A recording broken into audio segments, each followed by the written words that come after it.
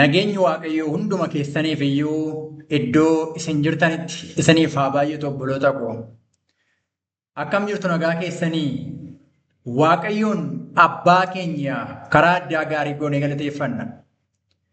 Fedha isaa taanaan ammallee jiraannee yeroo qalbii jijjiirrannaa, yeroo dabalataa, yeroo itti cubbuu keenya himannu, yeroo itti amala keenya jijjiirrannu sanuuf kenneef. Galanni ulfinni guddaan abbaa keenya isa waaqarraatiif karaa tokkicha ilma isaa Yesuus Kiristoosiin isaaf haa ta'u. Akkuma kanaan dura waliin ilaalaa turre, har'a immoo waa'ee mana qulqullummaa kutaa arfaffaa itti fufna.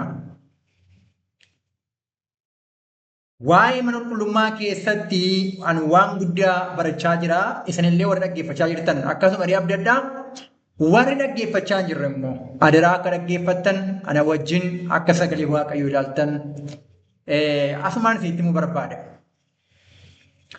Kanaaf kallattiidhaan gara kutaa har'a waliin ilaallutti otoo hin darbin haaluma nuuf mijateen fuula Waaqayyoo duratti dhiyaannee kadhata gabaabaa godhannee jalqabnaa hin kadhanna.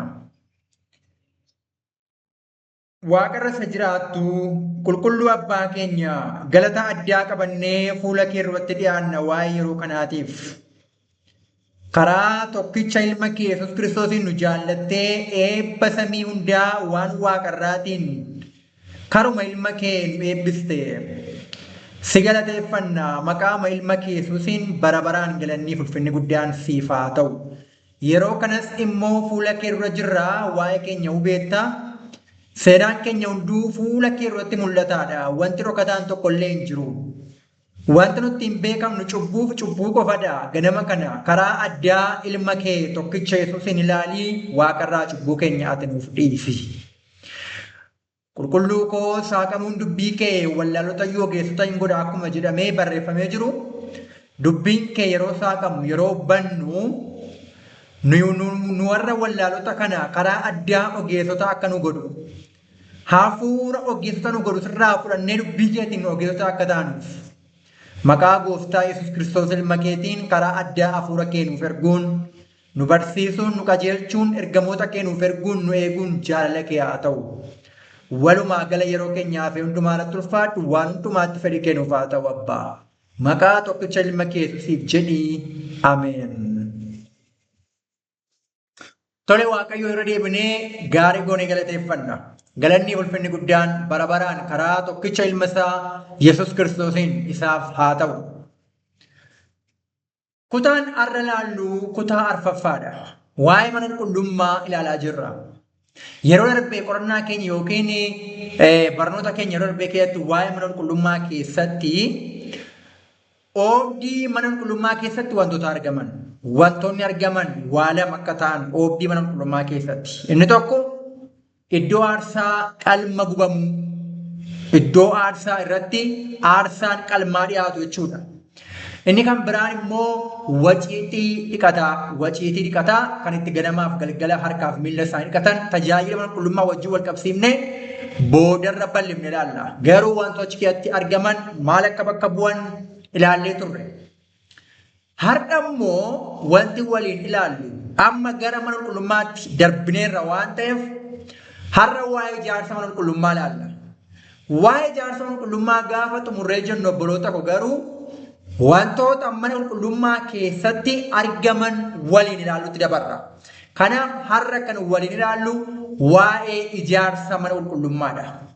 Tole manni qulqullummaa yookiin goddoon qulqullaa'aa jechuudha. Mee kan nuti irraa kaanee ilaallu manni qulqullummaa kun tuggee qabaa, dagalee qabaa, achii gadi kan irratti gadi golgame yookiin gadi uwwifame golgaa achii gadi jechuudha.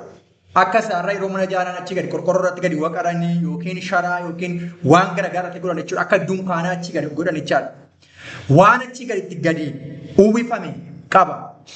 Amma kan irraa kaanee waliin ilaallu isa achii gadi dunkaana achii gadi itti gombifame yookiin immoo itti gadi uwwifame sana ilaalla. Goddoon qulqullaa'aan kun dunkaanni achii gadi itti gadi uwwifame afuridha. afuridha. Golgaa achi gadi uwwifame yookiin dunkaana achi gadi uwwifame afur qaba ture. Isa jalaa kan ittaanu, isa ittaanu, isa xumuraa yookiin golgaa yookiin dunkaana jalaa tokkoffaa, lammaffaa, sadaffaa, arfaffaa, afurtu achi gaditti maal ta'e gad itti uwwifame jechuudha. Dunkaana kana ol kaasuudhaaf immoo maaltu barbaachise? Achi ol kan dhaabbatan tuggee babal'aatu jira. Tuggee babal'aatu dagalee shaniin walitti qabatee sana booda dunkaana kana ol kaasa jechuudha. Amma kan irraa kaanu golgaa achi gadi yookiin dunkaana achi gadi kanadha. Isa jalaa ilaallu afur qaba jedheera. Mee isa jalaa irraa kaana. Golgaan yookiin dunkaan inni jalaa jechuudha. Inni jalaa golgaan irra keessaan gadi uwwifamu jechuudha. Inni jalaa maalirraa hojjetame? Boffee bifa waaqaa, boffee quncee talbaa bifa waaqaa qabu, cuquliisa qabu yookiin bifa waaqaa tokkumadha. Bifa waaqaa yookiin cuquliisa qabu, dhiilgee qabu, akkuma kana immoo bildiimaa qabu.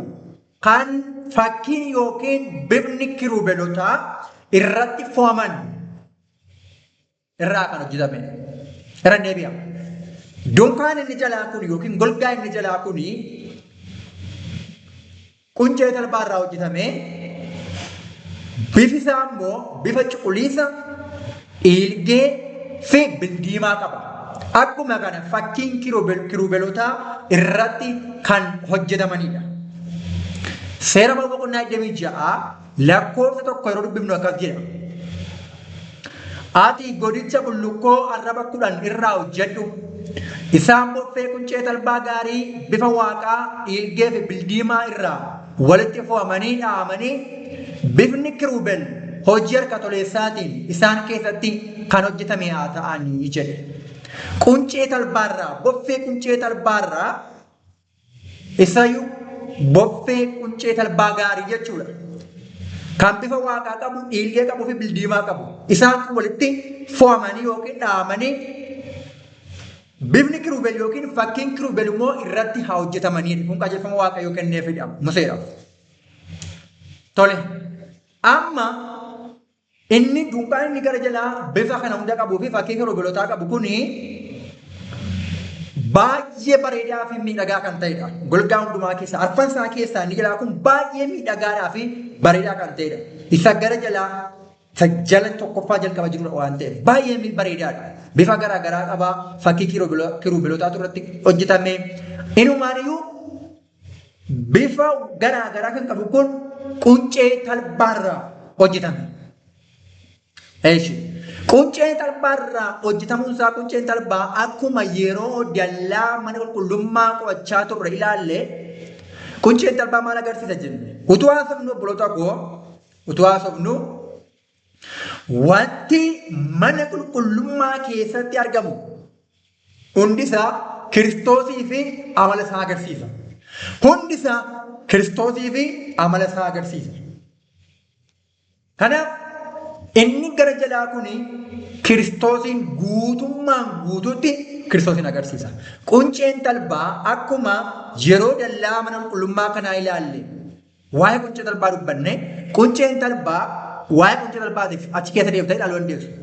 Qunceen talbaa qajeelummaa Yesuus Kiristoosiin qajeelummaa isaa isa guutuu ta'e jireenya isaa isa cubburraa bilisa ta'e guutummaa amala isaati jechuudha agarsiisa. Perfect righteousness yookiin immoo qajeelummaa isaa isa guutuu ta'e amala isaa isa guutuu ta'e isa mudaa hin qabne qajeelummaa ofii isaati agarsiisa. Mul'ata Yohaannis boqonnaa 9 lakkoofsa 8 macaafa Isaayyaas boqonnaa 61 lakkoofsa 10 wal bira qabdee ilaaluu dandeessu. Waan keessa gadi seeraan jirreef yeroo darbe ilaalleerra waan ta'eef kutaa darban keessatti ilaaluu dandeessu. Kutaa jalqabaa keessa jira addumaan. Tole qunceen talbaa kana qajeelummaa Yesuus Kiristoosiin agarsiisa. Bifni waaqaa akkuma achi keessatti ilaallee turre bifni waaqaa kan inni agarsiisu Yesuus ilma waaqayyoo abbaa isa waaqarraa dhufe. Addumaan iyyuu isa abbaa isaa keessaa ba'e ilma abbaa akka ta'e abbaa isaa keessaa ba'e immoo isa gara biyya lafaa dhufe wangeela Yohaannis boqonnaa 8 lakkoofsa 42 irratti ilaalleerra. Wangeela Yohaannis 3:13 wangeela Yohaannis 6:38 ilaaluu dandeessu. Kiristoos ilma waaqayyoo isa waaqarraa dhufe ta'uusaa agarsiisa. Akkuma kana immoo isa abbaa isaatiif abboomame ta'uusaa agarsiisa. Kanas kutaa tokkoffaa keessatti hin argattu bal'inaan. Dhiilgeen kan inni agarsiisu kutaa lammaffaa keessatti akkuma ilaalle. Dhiifama kutaa tokkoffaa miti kutaa lammaffaa keessatti argattu kanneen hunda. Kutaa lammaffaa keessatti akkuma ilaalle dhiilgeen kan inni agarsiisu Yesuus mootii ta'uusaa, mootii moototaa ta'uusaa akka inni agarsiisa. Wangeela Yohaannis boqonnaa 19 lakkoofsa 2-3 mul'ata Yohaannis boqonnaa 19 lakkoofsa 16 jira. Kanaaf Kiristoos mootiidha. Kiristoos ilma waaqayyoodha. Isa abbaa isaa keessaa bahee dhufe jechuudha. Kiristoos ajeelaadha, tolaadha. Kiristoos mudaa amalaa tokko hin qabu. Kiristoos guutuudha. Bildiimaan Yesuus aarsaa cubbuu akka ta'e agarsiisa. Isaayaas boqonnaa 1 lakkoofsa 18, Ibroota boqonnaa 9 lakkoofsa 14. Kana keessatti illee Kiristoos aarsaa keenya inni mudaa tokko illee hin qabne, inni cubbuu tokko illee hin qabne nuuf jedhee cubbuu akka ta'e jedha sagalee Waaqayyoo. Kanaaf kun hundumtuu guutummaa amala isaatii fi nuuf jedhee aarfamuu isaa agarsiisa. Inni gara gadii, inni gara jalaa, dunkaan inni jalqabaa jechuudha. Tole, baay'ee gaarii. Amma maal ilaalleerra?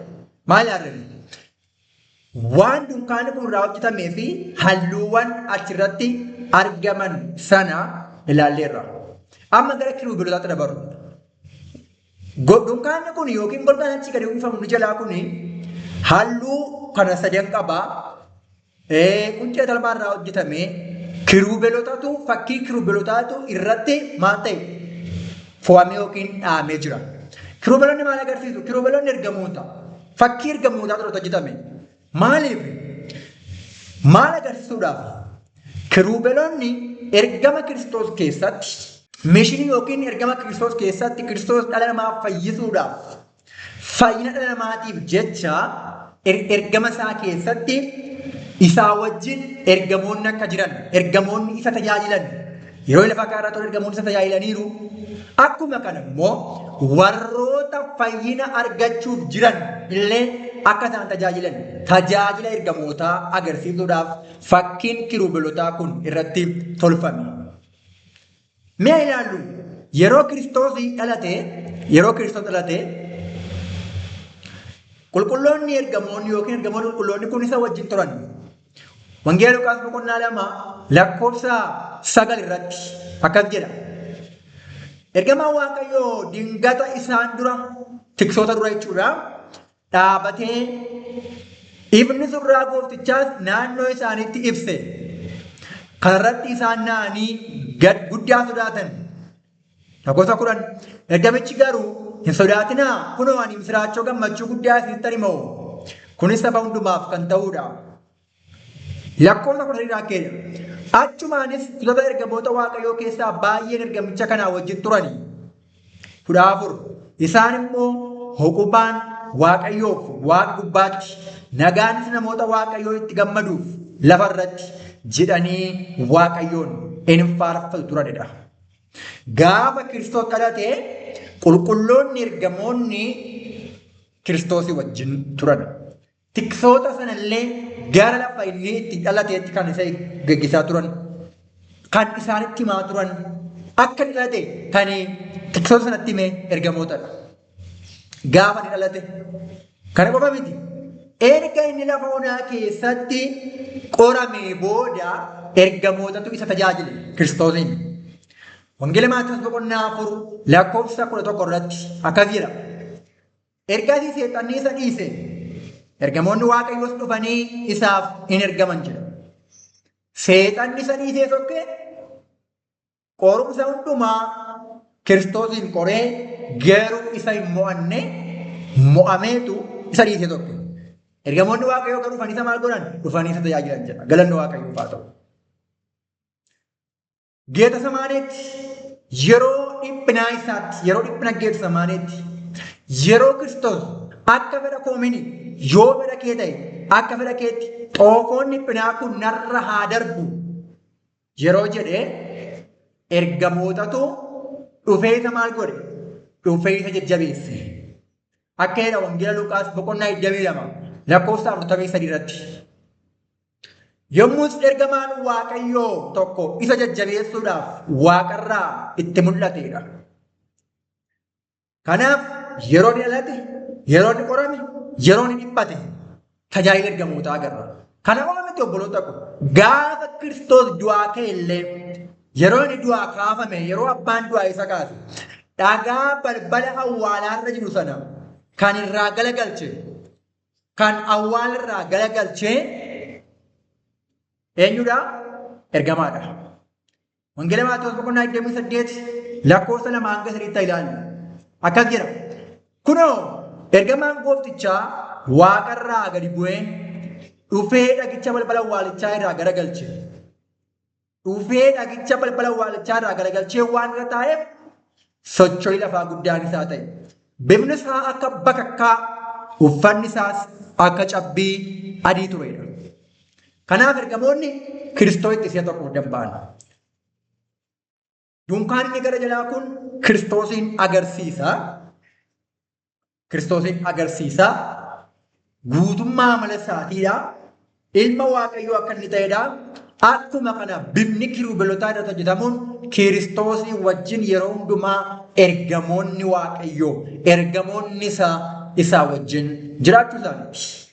Isa tajaajiluudhaaf jechuudha. Kanaaf golgaan inni jalaa kun, dunkaanni inni jalaa kun obboloota koo ulfina Waaqayyoo isa Kiristoos sababa inni ilma Waaqayyoo ta'eef ilma Waaqayyoo ta'uu isaatiin Kiristoos keessaan immoo karaa qajeelummaa Kiristoosiin,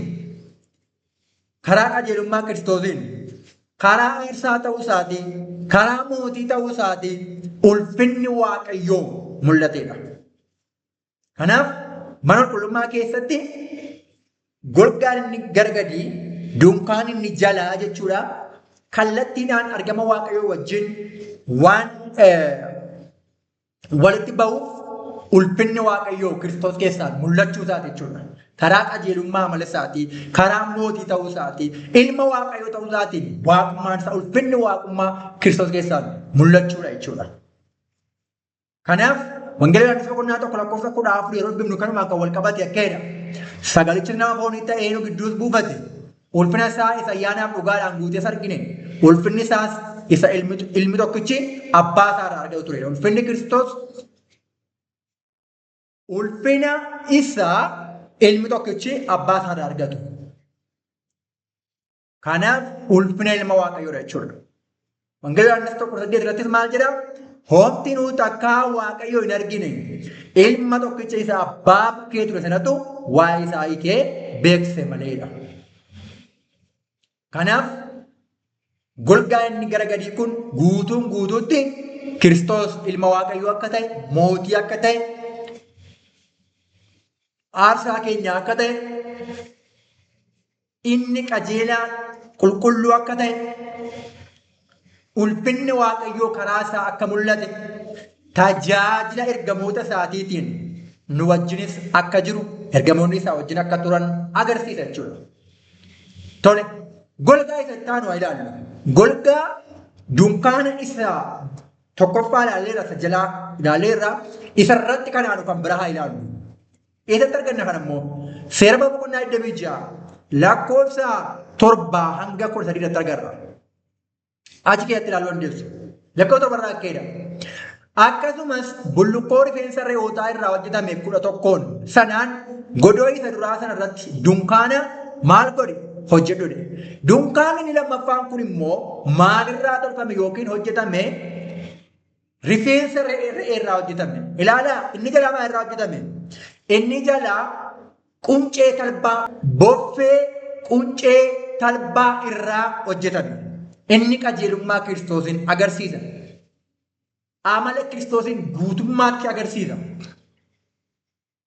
Inni lammaffaan kun immoo rifeensa re'ootaa irraa tolfame yookiin rifeensa re'ootaa irraa hojjetame. Tole. Bifa re'ee yommuu ilaaltan akkuma bifti re'ee shakaaraa ta'e. Kiristoos maal ta'uu isaa nutti mul'isa? Kan gad of deebise Kiristoos, kan gad of deebise namummaa cubbamootaa fudhachuudhaan ergamootaan gad iyyuu ta'ee miidhagina akka inni dhabe agarsiisa. Kiristoos maal jedhe? Anoo garraamiidha kanan gad of deebiseedha. Wangeela Maatewos boqonnaa 11 lakkoofsa 28 irratti.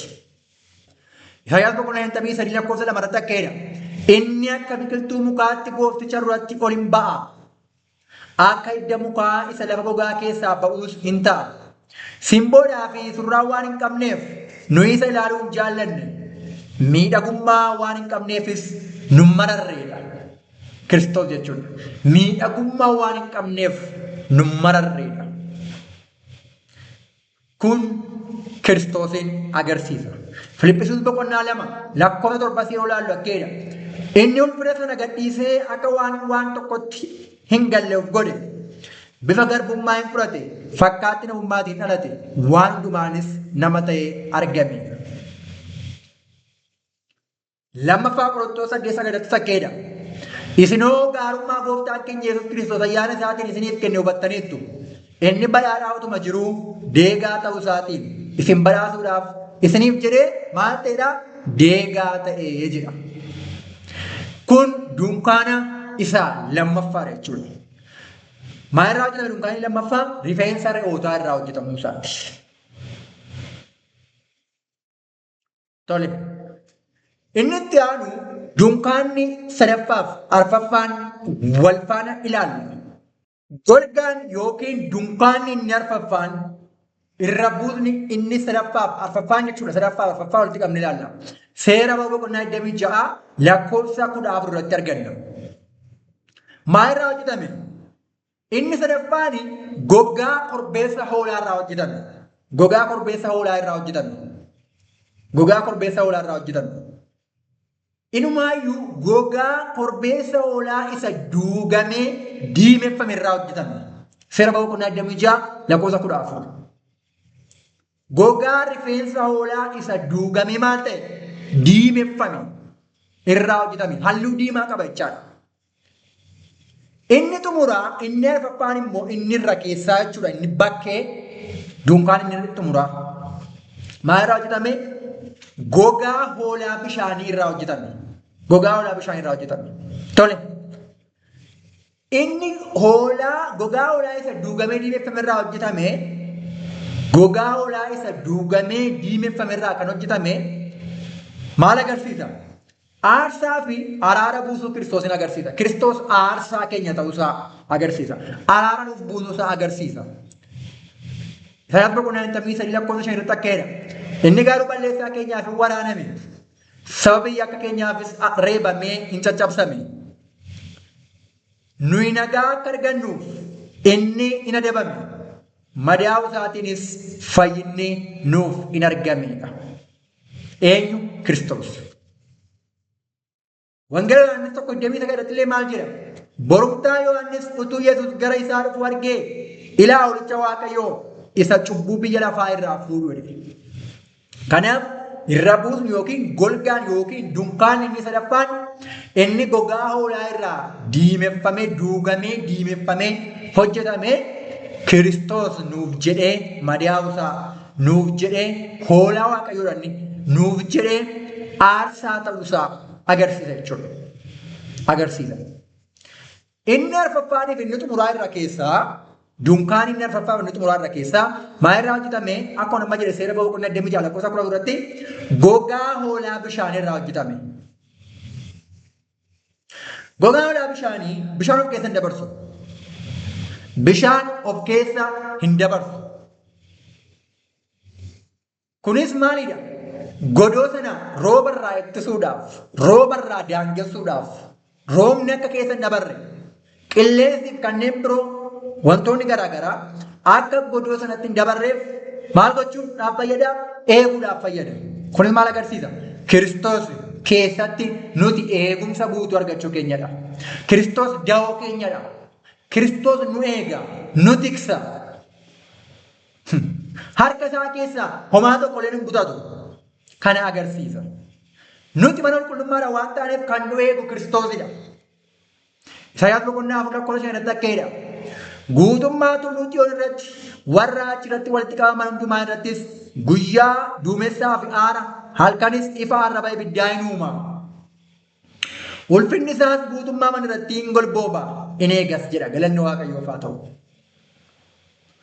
Akkuma gogaa hoolaa bishaan of keessan dabarsine, rooba of keessan dabarsine, mana qulqullummaa sana eeguudhaaf isa xumuraa irra keessa ta'e kan itti golgame irra keessaa jechuudha. Akkuma kana Kiristoos da'oo keenya ta'uusaa agarsiisuudha. Kan eegumsa nuuf godhu ta'uusaati. Faarsaa boqonnaa 121 akkeedha. Waaqayyo si eega. Waaqayyo gaaddisa keeti. Inni gara mirga kee jira. Wangeela Yohaannis 1:27 akkeedha Kiristoos. Hoolonni koo sagalee koo hin dhaga'u. Ani isaan beeka. Isaanis na duukaa hin bu'u. 28. Ani jireenya bara baraan isaaniif nan kenna. Isaan bara baraan hin badani. Namni tokkollee harka koo keessaa isaan hin butatu. Namni tokkollee harka koo keessaa isaan hin butatu. Galanni isaaf haa ta'u. Kun gogaa hoolaa bishaanii irra keessaan isa arfaffaa dunkaana xumuraa irraan gadi uwwifame sana agarsiisa. Kanaaf dunkaanni mana qulqullummaa afur inni jalqabaa irraa akka hojjetame, inni xumuramaa irraa akka ta'e, sadaffaan maal akka ta'e, arfaffaan maal akka ta'e, maal akka agarsiisan hundi isaanii Kiristoosin akka agarsiisan ilaalleerra. Kanaaf obboloota koo dubbiin guddaaniif murteessaan wanti baay'ee barbaachisaan Kiristoos nuuf waan hundaa keenya, waan gaarii hundumaa keenya. Inni guutummaan isaa mana qulqullummaa keessa waan jiraniin bakka buufame. Guutummaa mana qulqullummaa isaan bakka buufame. Har'a golgaa irra keessaa yookiin dunkaana irra keessaa ilaalle.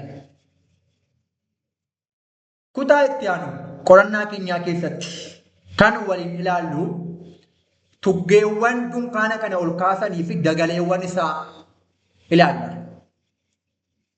Tuggeewwan dunkaana kana ol kaasan akkuma kana immoo dagaleewwan tuggeewwan kanaa ilaalla. Kanaaf Kiristoos inni dhuguma ilma Waaqayyoo ta'e, inni mootii moototaa ta'e, inni aarsaa keenya ta'e, inni ergamoota qulqulloota qabu, inni ergamoota isaa nuuf ergee nu eegu, nu tiksu, nu tajaajilu karaa ergamoota isaati. Har'allee anaaf isanii wajjin jira. Ana fayyisuudhaaf isin fayyisuudhaafitu kana hundumaa ta'een. Kanaaf qorannaa keenya guyyaa irraa asumatti qabna. Dubbii dhageenye kanaan jijjiiramnee caalaadhumatti iyyuu waa'ee Kiristoosiin beennee, amala isaa beennee, amala isaa shaakallee akkuma inni mudaa amalaa hin qabne, akkuma amalli isaa guutuu ta'e, nullee amalli keenya guutuu ta'e, amalli keenya amala Yesuus Kiristoos ilma Waaqayyoo ta'e, fuula abbaa keenya isa waaqaraa dura akka dhaabbannu Waaqayyo dubbii dhageenye nuuf haa eebbisu. Waaqayyo isa eebbisu eebbifamaa jechaa karaa gabaabaa goonee walitti qabna. Qulqulluu abbaa keenya Waaqa isa jiraattu.